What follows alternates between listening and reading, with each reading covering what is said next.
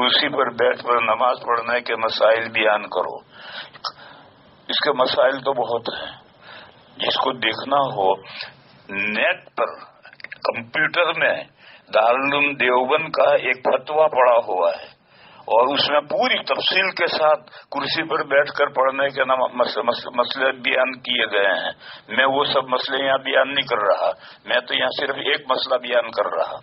وہ یہ ہے کہ کرسی پر بیٹھ کر نماز پڑھنے سے نماز ہو جاتی ہے، لیکن آج کل لوگوں نے کرسی پر بیٹھ کر نماز پڑھنے کو فیشن بنا لیا ہے. یہ جو فیشن بنا لیا ہے یہ ٹھیک نہیں. اگر کوئی واقعی معذور ہے، نیچے نہیں بیٹھ سکتا ہے، کرسی پر بیٹھ کر نماز پڑھے تو نماز ہو جاتی ہے. اور بہشتی زیور میں یہ مسئلہ لکھا ہے کہ اگر کوئی نہیں نیچے کرسی پر بیٹھ کر، تخت پر بیٹھ کر، چارپائی پر بیٹھ کر پیر لٹکا کر کے نماز پڑھنے سے زمین پر بیٹھ کر نماز پڑھنا افضل ہے، اس لیے کہ اس میں سجدہ زمین سے اقرب ہوگا. جب سجدہ اشارے سے سجدہ کرے گا، رکوع سجدے کا، تو سجدہ زمین سے اقرب ہوگا، اس لیے زمین پر بیٹھ کر کے نماز پڑھنا افضل ہے.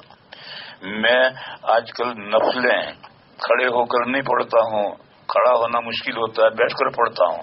تو کرسی پر نہیں بیٹھتا ہوں، زمین پر بیٹھتا ہوں.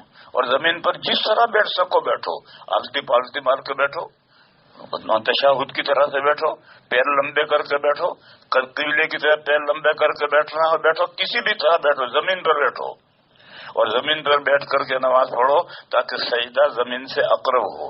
بس کرسی پر نماز جائز ہے، لیکن زمین پر بیٹھ کر پڑھنا ہی افضل ہے.